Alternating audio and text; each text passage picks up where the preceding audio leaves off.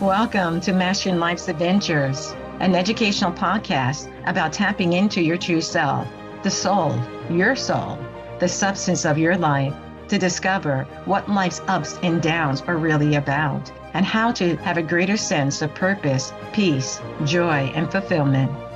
I am Dr. Judith Holder, your host, coach, psychologist, fellow seeker who enjoys diving into the connections between spirituality, psychology, wellness, and your everyday life's adventures. All preparing and polishing you like the facets of a magnificent diamond to be your best self. If you're craving more from your life, you are in the right place. Come, let's journey together and transforming what you know into who you really are. Mastering Life's Adventures begins now. Hi, I'm back. I'm here to talk about another simple key to soul progress, and that is embodying goodness. Embodying goodness. It is so important to the soul's progress, and it is so vital to understand that we can have what is called perceived goodness, and then there is genuine goodness. And we're going to be focused on in a little bit is genuine goodness and how to cultivate that goodness within you, which is you are an outpost of the divine. You are divine. You're here having a physical experience, but deep within you is your divinity. And it's that divinity that you're learning how to shine forth and be that goodness, for God is goodness. So first, let's talk about perceived goodness. And that may involve a combination of traits and behaviors that are based upon what's expected of us in the society that we live in, whatever the culture may be. And it may be certain amounts of what is moral and what isn't moral in terms of behaviors. And you're trying to follow those precepts, concepts, rules, guiding principles of how to live your life based upon what society tells you to do. That's fine. That's perfectly fine to be able to do that. But there's also something within that perceived goodness of trying to make sure you're in alignment with society's saying, but there's also this fake goodness that people show. And what I mean by that is based upon societal rules and regulations and what you should be, you're faking it. You're being good, but you're doing it with an alternative motive, potentially known or unknown to you, but it's still an ulterior motive by which you're doing something by. So it's as if you're motivated to show yourself or other individuals that, you're really good. And you're kind of trying to do the right thing in some ways. Or another way of saying it is you're attempting to maybe present a particular image for any particular reason. So you're trying to present a particular image in order to make people like you, or you're trying to present it to make sure people see that you're really strong, or you're trying to present it in such a way that you're trying to make people feel impressed by how you are commanding the English language or the language of your choice, or you're trying to ensure that people are going to buy whatever you're selling. So we're not realizing that sometimes in the faking of goodness, we have these traits and qualities that come up, and we're with someone, we're happy and we're cheerful, but when we're not with them, we're down and we're sad. Part of this whole notion of developing or cultivating or embodying goodness is that it's all of you. It's going to be consistent. And you're going to hear me talk about this in a minute. It's consistent with the soul's need for the goodness to manifest and to be able to grow within you, because it allows for the right environment for your soul to make progress on the spiritual path. But getting back to this perceived goodness or faking goodness, it's really, we're not realizing we're distorting reality. We're distorting reality. We are distorting in such a way that people don't see really what's going on with us. And yes, do I think, no, in the whole world, you should totally be transparent and just show when you're up, you're down, you're sideways. But no, I'm not saying you have to do that. But there's always going to be a part of you that you need to know that's true, and that you're not putting on a mask, which you heard me talk about before is the ego persona. the ego persona, we're always trying to win points. And so it's easy for it to fake goodness. And we have to be the watchman on our wall to say, are we faking this or are we being genuine in how we're communicating or how we're interacting? That with this one person, we interacted one way, but the same type of issue came up with another person and we acted in an entirely different way. Why is that? Why isn't that consistency that is important, that is helpful for you if you're developing or cultivating goodness? But with fake goodness, we sometimes will get into a mindset, actually, that this is just the way we need to be. This is how we are. This is how we get what we want, right? This is how we get what we want. And it's just not all of who we are, and it's not showing the other 60 or 70 or 80% of who we are, but we have this facade, this mask that allows people to like us, to get what we want. So in some ways, we don't think about it, but it is manipulative and that we need to put a check on and say, is this in the evolution and the advancement of my soul to seem one way to a person to get what I want, but in another way, we're not that way at all. We're more annoyed and get irritated easily, or we become angry at other people in an easy way. But for other people, we look like we're calm, cool, collected, and we're fine. And people like that facade that we're having behind the scene of things. That's not the way who we really are. But for the soul, again, it's important for the consistency to be there, that you're aware of what's going on. We can have such layers of this perceived goodness or this faking of goodness that we can actually not know what's real ourselves. And so we have to say, okay, when am I moving into this faking it goodness? Because we want to protect ourselves or protect someone else. We don't want to face pain. We don't want to have to deal with anxiety or disappointment or weakness. So we, again, put on this facade of everything's fine. Everything's good. You continue to kind of move along with that particular tempo. Or you want to show that you can be successful, or you're smart, or you're talented. And so you make really a lot of effort and put a lot of energy in making people to believe this thing, that you are successful and you're famous and you have a lot of gifts that you can be able to give. Why are you pushing so hard? This is what we have to always think about. Why am I pushing so hard this image? Why is that important to me? It's just something that I need to ask myself. And I need to ask my soul, what is going on that I know this is not totally who I am, but I'm still doing it. I'm trying to be happy all the time. Not to say there are not happy people in the world. There are. But when you know that you're showing to the world a smiling face, but then behind closed doors, you're sad, depressed, mad, and anxious, then that's entirely a different issue. There's dichotomy that's happening, and what the soul needs is congruency. There's a congruency between what you show up as and what you are internally as well. There's not this fragmenting of self to take place.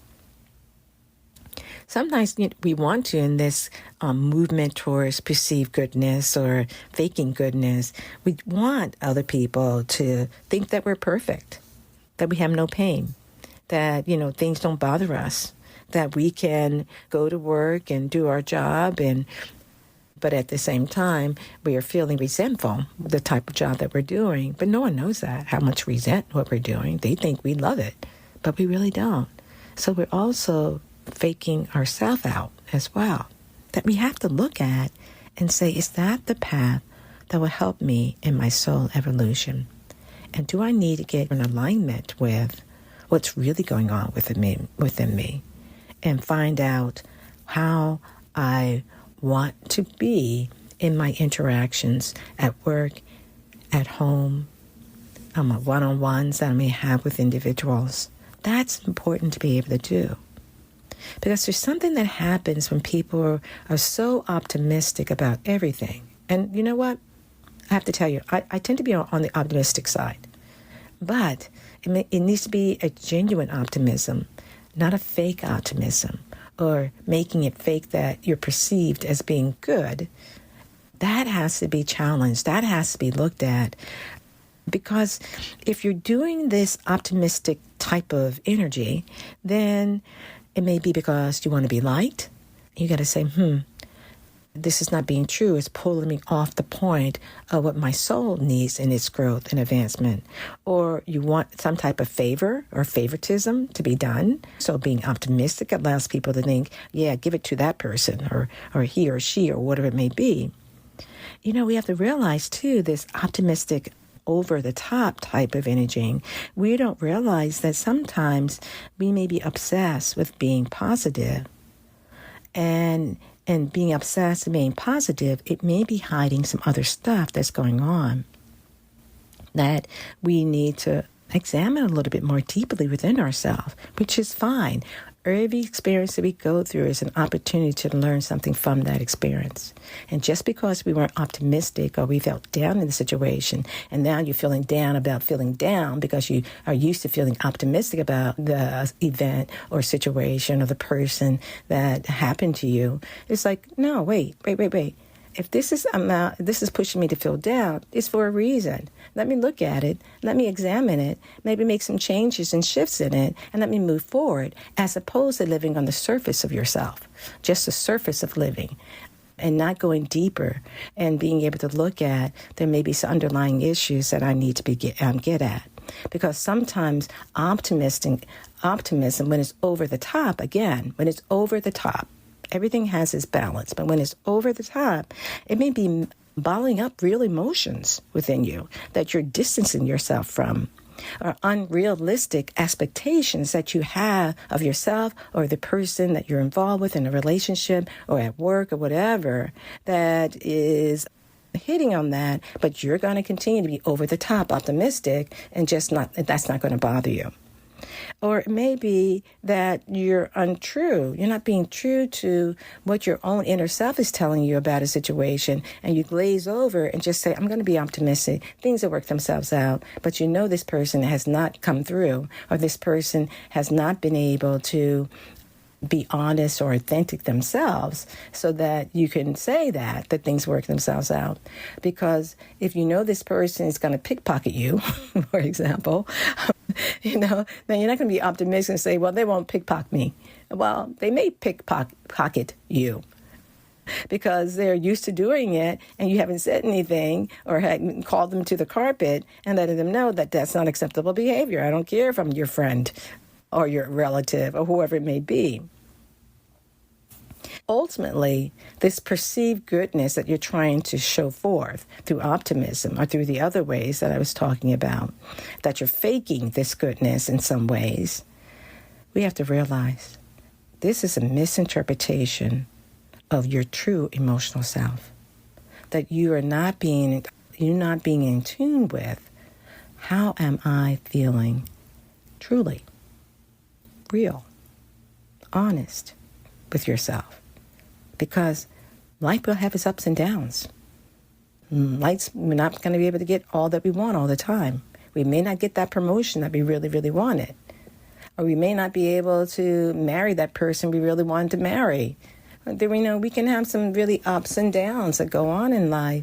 And then to say, well, I can still maintain, that's fine. It's not going to bother me. It's not going to affect me. Far better for you to say, ouch. That was painful. That was hurtful. I feel it, then do something about it. Then let it gloss over and do nothing about it.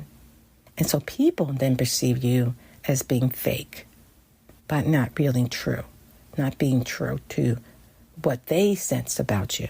Because we don't realize in this world, we all have souls, and our souls have sensitivities. And that's why our soul, at a soul level, will say, this person's being fake, or intuitive, which is a quality of the soul, will say, I don't trust that at all. There's something off. You'll hear those statements that say, oh, there's something off about this person. I don't know what it is, but I can't trust them. Or they're too chipper. And then they may say you're being too chipper or too optimistic, because it may be true. It's not to say, again, that optimism is not great. It has its place. But everything has a balancing point, too. And we have to find that. And I honor all feelings that we do have and not get maybe waylaid by a negative feeling or by something painful that has happened to us, but instead use it, see it, understanding that what is it that I'm wanting to do about these feelings that I'm having? How do I reflect? And how do I ask for God's guidance to help me in a particular situation that I find myself in? So once you clear that deck, then it's easier to have a genuine, optimistic view about things. It's not being layered over and weighted down by some other things that we have not managed or handled or in some particular way. So how do you build or cultivate goodness? Because it's a part of building of character, of who we are and who you want to be. And so as you're building that goodness, I'm going to give you a few things to think about. First of all, building or cultivating goodness comes from being curious, but not judgmental. It's being curious about, I just went through this particular situation with this person, and I really wanted to be annoyed at them. But I noticed that there was something else going on with them. So I asked them the question, so what's happening that you feel this particular way, whatever it is? And then they share a little bit more with you, and you realize, oh, that's why this person is being more cranky or resistant to my viewpoints, because they've got some other things that are going on with them. So in that curiosity, you're allowing your own inner nature in gentleness to be able to shine a little bit more by asking more questions. And usually in the building and the cultivating of goodness is that you're willing to say, in the building of my character, I will stand up for what is right. And that maybe sometimes evolves, certainly, but you're always asking your inner self, what is the right thing for me to do here? And we're not realizing by asking that question, we start getting answers. And through the process of getting answers, we're acting on those answers. And we know that if we are building or cultivating goodness within us, it will not be something that's going to be hurtful, harmful, or negative. It'll be something that's going to be positive, that's going to be uplifting. Just because you hold your point of view or your perspective about something doesn't mean that you're trying to harm the other person. It just means that you're going to hold yourself to a standard, and you're going to make sure you're being honest in what you're saying about things, but you can have honesty with kindness of how you want to speak. This is cultivating the goodness. We don't think about cultivating goodness as uplifting others.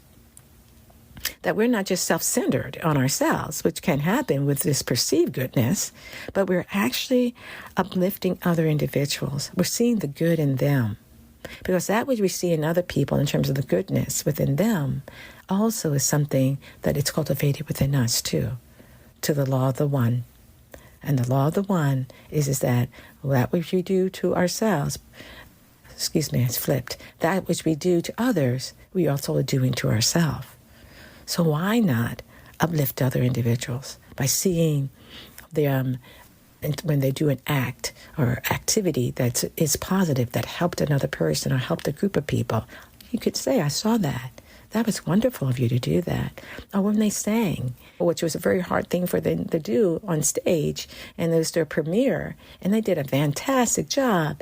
Well, uplift them. You did a great job. That song that you sang brought tears to my eyes and warmness to my heart, and I am grateful I was a part of that experience. Thank you for inviting me coming here. Somehow we think that giving praise and recognition is somehow beneath us, or we don't really need to have to do that.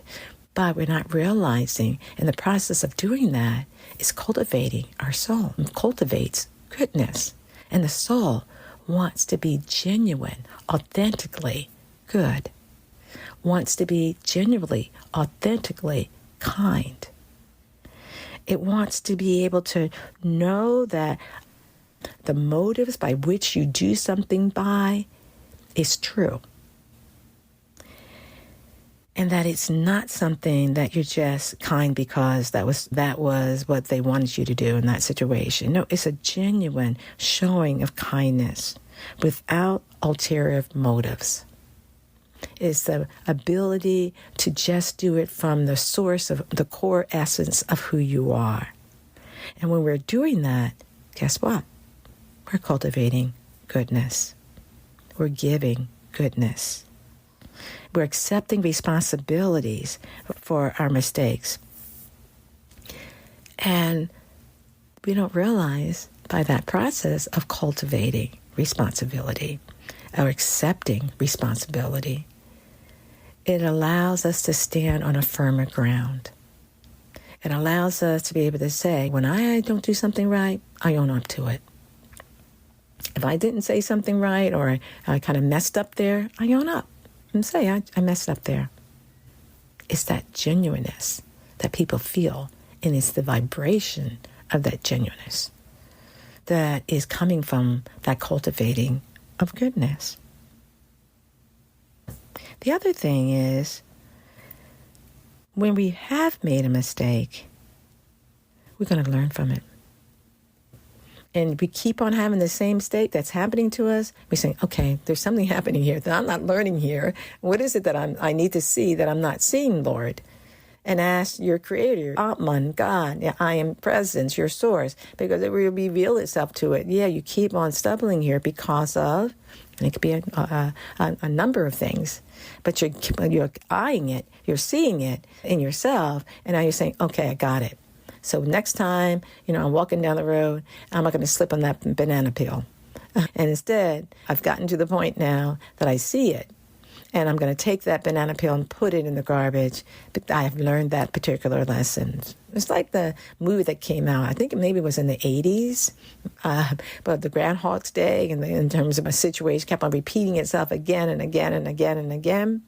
Well, we have that in our lives. We have continuously situations in which are being repeated to us again and again because we didn't quite get it, or we didn't quite learn it, or we didn't quite ask the Lord to say, what is it that I'm supposed to learn from this experience, this situation? And then let me see it clearly, and let me see it clearly, and let me work on it. That is really helpful in developing or cultivating goodness. And as we do these things, as we're being curious, or as we're standing up for what's right in a situation for ourselves or for other individuals, or we're uplifting other individuals by having kind words and considerations of what they're doing and being aware of it and making positive comments that adds value to their life, or showing kindness without having ulterior motives for why we had said or done whatever that act was, or accepting responsibilities. These are all ways of cultivating goodness. These are all the ways of cultivating goodness. And being true to what you say you're going to do is the next one. Being true to it. It's like, if you said you're going to do something, did you follow through and did you do it? What happens is, many times people may make comments and they will say they're going to be doing something or in a particular way or whatever it may be, but they don't follow through on what they say. So it actually doesn't cultivate goodness in themselves, because maybe they too get frustrated with themselves because they didn't follow through on something. But when you're cultivating at the soul level of goodness, you're making sure you're being authentic with what you say, between what you say and what you do. Now, when we can be able to do these things, they have an impact on the soul and cultivating this goodness. And the impact on the soul is when we are doing these particular aspects that I just mentioned to you, it creates a sense of consistency with your inner compass. What is honorable? What is going to be of a service to other individuals? You're being consistent, knowing that your soul loves consistency. It loves to be able to know that we're moving forward in a regulated way that's going to be helpful in our progress and our movement forward. It is helpful in, for example, we're service or giving to other individuals for the sake of serving, or caring for the sake of caring, or giving for the sake of giving. We're being consistent around these things, and that allows us to know that it's our soul that is flourishing and flowering, and in a way that makes us build up these greater degrees of sensitivity, which is so important to the soul. Because in the developing of the sensitivities, or the fine-tuning of these sensitivities, it gives us a heightened degree of intuition. And intuition allows us to tie into our higher source, I am presence, our creator, ties into the qualities and attributes of what Jesus was trying to show or demonstrate while he was embodiment. It helps us to be able to, as we're fine-tuning, we find that we have greater appreciation for the things that are in our worlds, and we can see more nuances to what's going on in a person's world and how we may be able to help them in subtle ways or invert ways. It allows us with these sensitivities to move us into a greater alignment between what we think, what we feel, what our actions and behaviors are. And in that alignment, it builds coherency, consistency. And in that coherent, consistent behavior, you're hearing all these coming tumbling back around to each other.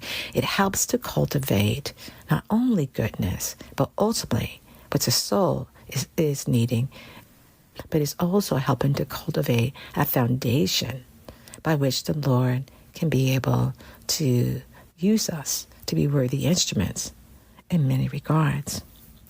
But in the cultivating of this goodness, these qualities that I'm talking about, it also builds up an inner listening grace. That we're hearing what people are telling us and sharing with us, but we're listening at a soul level, at an inner level, a heartfelt level. What is the need for this person? How might I help?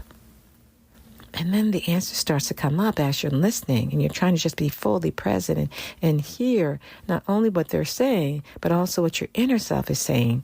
You're not trying to necessarily think of a response back, a rebuttal back to what the person's saying. That's not in the flow of what we're talking about in terms of cultivating goodness for the soul, but it's more being fully present, hearing at inner levels of yourself what it is that's needed to be of service, of help to this particular person that you're listening to. And so that's why you may, in that conversation, make certain statements or comments, and the person may say to you, how did you know? How did you know that? That we didn't talk about that. Your soul gave you that awareness.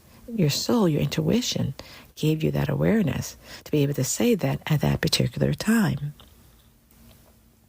And the cultivating or the embodying of this goodness, we are actually taking these qualities in the cultivation to be more and more kind, considerate, being aware when our ego's flaring up and wants to be in the limelight, being attuned to the fact that humility, there is strength. And humility, which is, I had done something with the humble heart back in, I guess, January or February of this year.